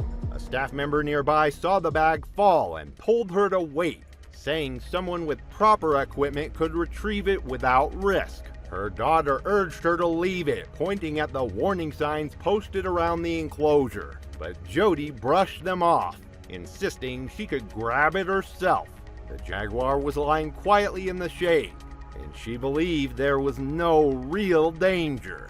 She stepped up to the viewing rail and leaned over, stretching her arm toward the bag. The ground beneath her boots was loose gravel, worn smooth by years of foot traffic. As she shifted her weight to reach farther, her shoe slipped slightly. She pushed farther still, hooking her arm through the outer rail and over the narrow gap that separated visitors from the inner chain link. In that instant, her balance gave way. Her upper body tipped forward, and her arm slipped through the fencing that lined the jaguar's enclosure.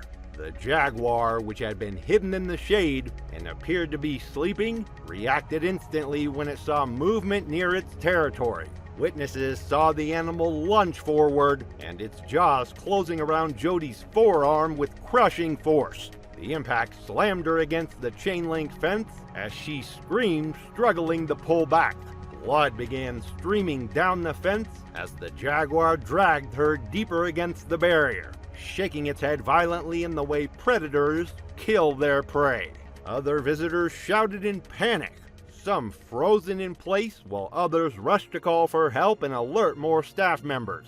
The sound of screaming echoed across the quiet sanctuary. Staff members ran to the enclosure and hit the fencing with long poles, shouting loudly to drive the cat back to a safe distance. The animal resisted at first, with its jaws locked tight around Jody's arm before finally releasing its grip after several hard blows to the fence. Jody collapsed backward onto the gravel pathway, her arm torn badly and bleeding heavily from deep puncture wounds.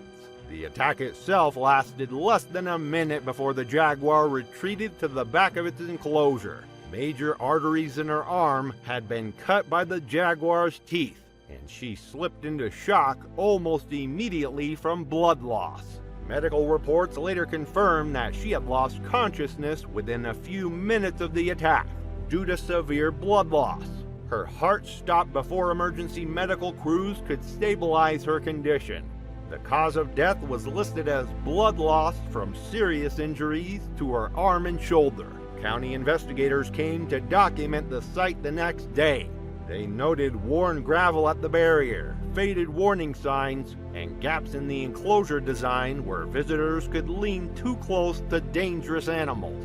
Their report concluded that while the jaguar had acted on natural instinct, the facility had failed to provide proper secondary barriers to prevent such incidents. It was June 27, 2015, on the edge of the Florida Everglades. The airboat tour had started under a bright summer sun. It was the kind of day when the heat was strong and the water looked like it went on forever across the grass. Visitors got on the boat expecting a loud but safe ride through the marshes. No one thought the trip would end badly. Millie Thompson was 52 years old and lived in Colorado. She had recently stopped working after spending many years as a school administrator. She was known for fighting with lifeguards about posted rules at local pools. She was also remembered for calling animal control many times about neighbors whose dogs barked too much. On this summer weekend, she decided to go on an airboat tour and brought a small camera to take pictures of the wildlife in the Everglades. Her choice made sense. Airboat rides were a popular thing to do, and the people running them gave safety instructions before every trip. The message was said more than once: keep your arms and legs inside the boat at all times. While Florida has many alligators, the guides warned about a more dangerous problem. Non-native Nile crocodiles had been seen in the area. These reptiles had been brought in illegally years before. They were bigger and more aggressive than the local alligators. They had started breeding in the wild, making the wetlands more risky. The Everglades that day stretched wide and flat. Mangroves and small channels were everywhere, with dark water hiding beneath the surface. The airboat moved across open areas before slowing down near the trees. Dragonflies flew overhead, and the hot wind carried the smell of mud and algae. The water looked calm, but every passenger knew things were moving underneath. Nile crocodiles are considered one of the most dangerous reptiles in the world. Unlike American alligators, which often move away from humans, Nile crocodiles are bold and will take chances to attack. In Florida, only a few of these crocodiles have been officially found, but even a small number was very dangerous. During the ride, the guide pointed out birds and patches of mangroves. Several times, he told passengers to stay seated. Witnesses said Millie got restless as the boat slowed down. She stood up and complained that the operator was going too slow. She said the ride should be more exciting. Her voice was louder than the sound of the engine. Even when people asked her to sit down, she stayed standing and kept moving her arms around. As the boat moved close to the trees, Millie leaned over the side and pointed at the water. She leaned so far that her arm almost touched the water, much closer than other passengers stayed. That was all it took. Without warning, a large crocodile came up from the water. People said the splash was big and sudden. The crocodile's mouth closed around her arm and pulled hard. The attack was so swift that most people only saw fast movement before Millie was pulled into the water head first. The people on the boat were terrified. Passengers yelled loudly. Some stood up while others held their children as the water moved around them. The crocodile rolled in the water, taking Millie under. For a second, her arm came up above the water before going down again. The thrashing was loud and echoed off the trees nearby. Then there was only rough water spreading out in circles. The boat guide told everyone to sit down while he called for help on his radio. Later that day, rescue teams searched through the swamp areas. They moved slowly in the hot afternoon. They found pieces of torn clothing in the water downstream. Her body was found floating in the current. The wounds showed what had caused her death. Word about the attack spread fast to other boat tour companies in the Everglades. Many of them made their safety instructions more comprehensive. They told passengers to stay in their seats and not make quick movements. Officials connected this incident to the problem of Nile crocodiles living in Florida waters, where they do not belong. At her school in Orlando, other teachers brought flowers to the front entrance and gathered to remember her. But for the people who had been on the boat that day, certain sounds stayed with them. They remembered hearing birds over the boat motor and the sudden quiet that came over the water. These details remain clear in their memory. It was August 9th, 2016. On the icy shores of Svalbard, Norway, a small group of cruise passengers had gotten off the ship for a guided trip across the frozen landscape. The quiet of the area made it feel like no one had ever been there before. But under that stillness was hidden danger. Rebecca Johnson was 49 years old and lived in Minneapolis, Minnesota. She worked in retail management at a large department store where she oversaw staff schedules and handled customer complaints. Co-workers knew her as someone who wanted things done her way and did not like being told what to do by others. Rebecca also enjoyed traveling, and she often talked about trips that took her to unusual places that most people would never visit. She had been to remote parts of Alaska, hiked in the mountains across the western United States, and and taken photography tours in places like Iceland and Greenland. This summer, she booked a cruise that stopped in Svalbard as part of a 2-week Arctic expedition. She was drawn by the promise of Arctic views and the excitement of stepping on polar ice. Her decision to join the shore trip seemed normal when the cruise ship reached Svalbard. The cruise company provided armed guides with rifles, which was required by law in polar bear territory. Norwegian regulations made it illegal for tour groups to land without proper protection, and trained guides who knew how to handle dangerous wildlife encounters. Before leaving the ship, passengers were warned many times not to walk away from the group under any circumstances. They were told to stay within sight of the guides at all times and follow all instructions immediately without question. Rebecca, however, didn't like being told what to do and had a history of ignoring rules that she thought were unnecessary. She carried a large tote bag filled with snacks, personal items, and camera equipment. She ignored advice that food should be left on the ship to avoid attracting wildlife. To her, the rules seemed like too much worry for what appeared to be an empty and safe environment. The area around them was rocky and cold. Ice and wind had worn down the land for many years. There were ridges of dark rock that came up through the white snow, and chunks of ice floated near the shore where waves had broken them apart. Birds flew above them and made noise as they looked for food. A cold wind blew as the group walked along the shore, making it hard to hear each other talk. To visitors from warmer places, the area looked empty and frozen, like a vast white desert where nothing could survive. But Svalbard is actually home to one of the largest polar bear populations in the world. The island supports about 3,000 polar bears, which often travel across the ice looking for seals and other food sources.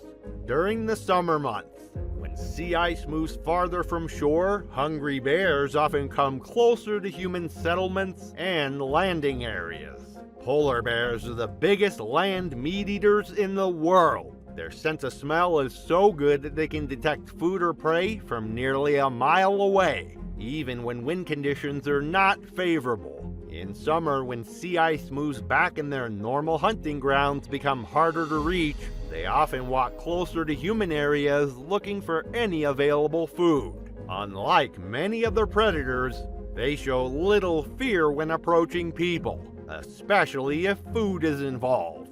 On this day, the warnings were clear and repeated multiple times. Guides told passengers not to separate from the group and not to make sudden movements or loud noises. The guides carried flare guns in addition to rifles and had communication equipment to contact the ship if needed. Several people in the group saw Rebecca walk away from the main party, even though other passengers and guides shouted for her to come back. She walked toward a patch of smooth ice near the shoreline, holding her tote bag close to her body and looking around the icy shore. She had wandered too far. Other tourists took out their cameras, thinking she was just trying to get a better photograph of the landscape. But some people with binoculars noticed movement in the distance. A large, pale figure was moving across the ice toward their location. A polar bear had detected the scent from her bag and was approaching to investigate. The bear moved quickly, covering the ground faster than most people expected. It dropped down to all 4 legs, with its head low in a hunting position, and it ran straight toward Rebecca. The guides started shouting warnings and getting their rifles ready, but the bear was already too close. The impact knocked her to the ground. The bear held her down with its massive weight while passengers screamed in horror. Its claws tore through her heavy coat, and the fabric ripping could be heard even over the wind. The bear's head came down, and its jaws closed around her shoulder. Blood spread quickly onto the white snow as the animal shook her with enough force to cause more screams from the watching crowd. Guides fired warning shots into the air, and the sharp cracks echoed across the ice. The bear paused for a moment, then adjusted its grip and bit down again, dragging her several feet before finally backing away when more gunshots were fired directly over its head. The entire attack lasted less than 1 minute before the bear moved to a safe distance. Rebecca collapsed onto the ice, bleeding heavily from severe shoulder injuries that had cut through major blood vessels. She lost consciousness within a few minutes and died from blood loss and shock, despite attempts by the guides to stop the bleeding. Norwegian investigators later confirmed that she had walked away from the group, despite repeated warnings from the guides. Fresh bear tracks had been visible in the area earlier that morning, which staff had pointed out as a sign of danger. The official report concluded that her decision to separate from the group directly violated established safety protocols designed to prevent fatal encounters in polar bear territory. In the Arctic, one misstep meant death beneath the weight of a polar bear. But far from the ice, another visitor in France would learn the same truth, that a single broken rule can turn a controlled encounter into chaos. It was September 3rd, 2017 at a safari park outside Paris, France. The late summer sun made long shadows across the grassy areas, and cars moved slowly along the road they were supposed to follow. The park was designed to make visitors feel like they were in the wild, with predators walking around in wide spaces. The animals were separated from people only by fences and strict rules. Families came from across Europe to see lions, tigers, and other animals in settings that looked more natural than traditional zoos. That afternoon, the rules would be tested with deadly results. Rose Dubois was 43 years old and lived in Lyon. She worked as an insurance clerk at a mid-sized company, where she processed claims and took customer phone calls. Her co-workers said she did not like doing the same tasks every day and would get restless when work became routine. Friends knew her as someone who enjoyed trying new things and often looked for different activities on weekends to make her life more interesting. On this trip, she wanted to see something that wasn't part of her normal life in the city. She thought the safari park would let her get close to the animals. Staying inside a car felt limiting to her, and she said it made the experience feel too far away. The warning signs and the things staff members told visitors seemed like too much to her. She thought they were meant for people who might do dangerous things. She believed that if she was careful, getting out of the car for a short time would give her a better view without putting herself at risk. The park was large, covering several hundred acres with big enclosures that went across rolling fields. Tall grass moved in the breeze, broken up by groups of trees and shaded areas where animals rested during the hottest part of the day. The road went through the reserve, winding past enclosures for plant-eating animals like zebras and antelopes before reaching the predator section. Here, visitors drove through metal gates into restricted areas where signs were posted every few hundred feet. Tigers walked around behind fences that looked far away, but everyone knew the animals could close the gap in seconds if they had the chance. From inside the vehicle, the experience felt safe and controlled. Tigers are powerful runners and can cover ground quickly in short bursts, reaching speeds of up to 35 miles per hour. Unlike lions, which often hunt in groups, tigers work alone and prefer surprise attacks. They like to strike from hiding when prey is close enough and unaware of danger. At safari parks around the world, staff stress that visitors should never leave their vehicles, because even a brief mistake can cause an attack. That day, staff reminded visitors many times to stay inside their cars. Guides at the entrance gate gave clear warnings before cars entered the tiger section.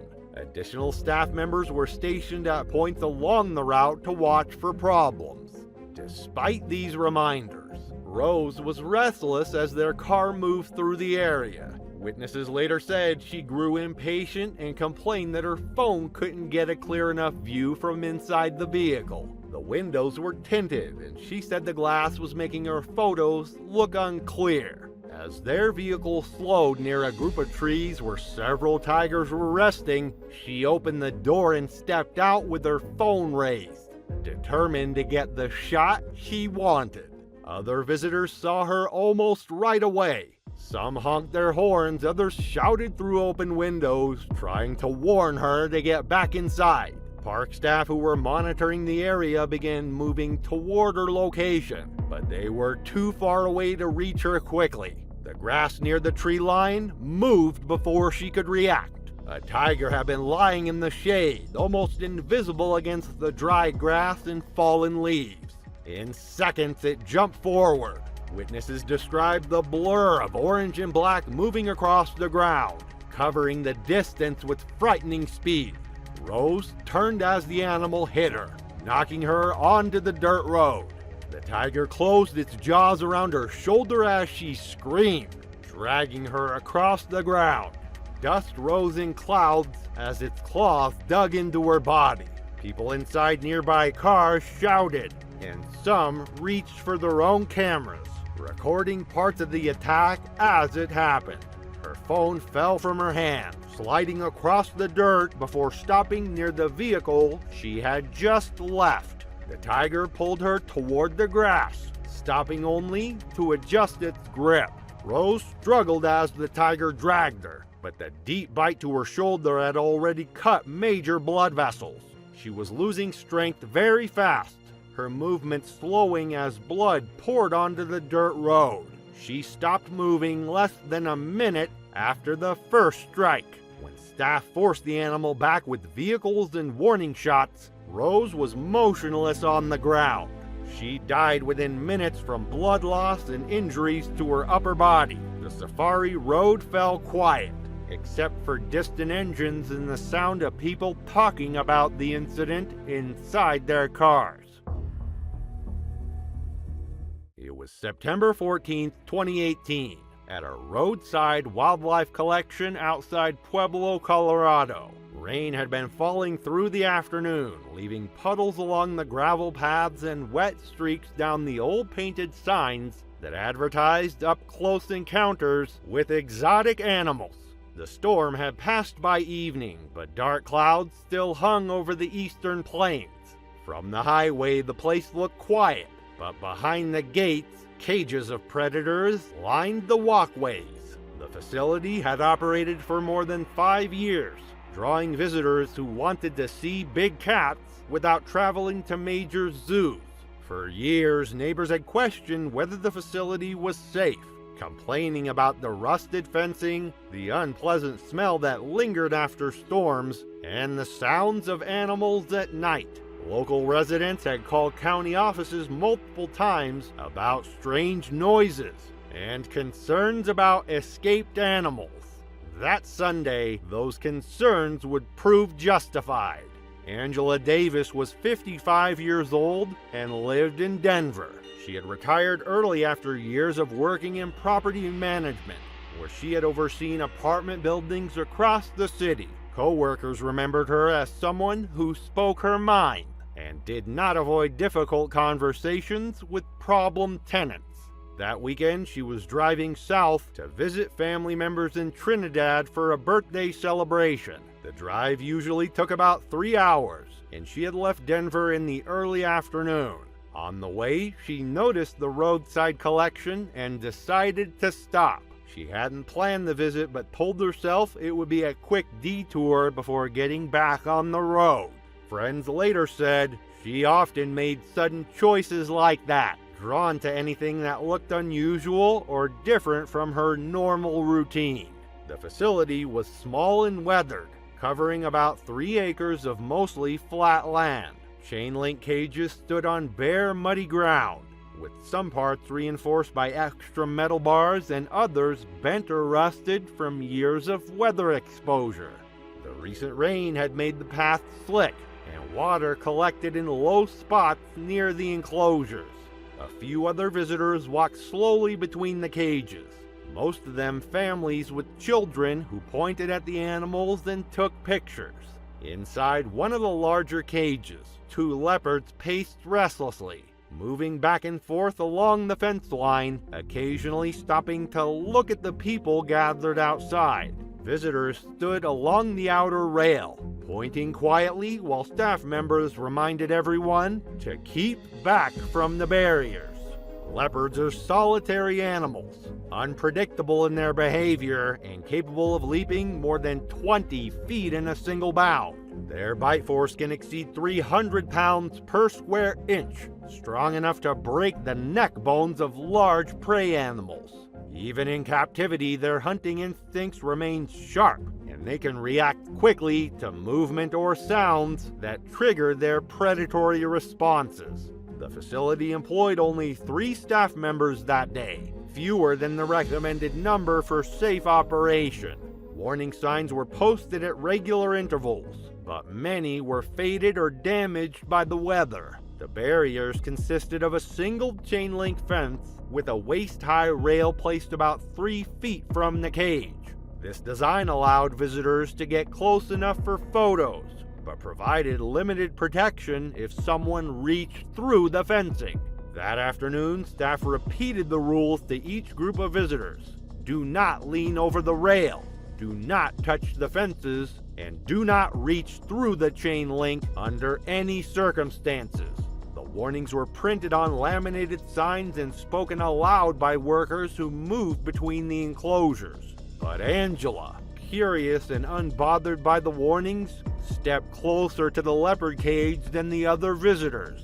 She wanted to get a better look at the animals. Witnesses said she leaned against the wet rail and reached her hand through the fence as one of the leopards came near. The animal reacted instantly to her movement, lunging forward and seizing her arms with its jaws.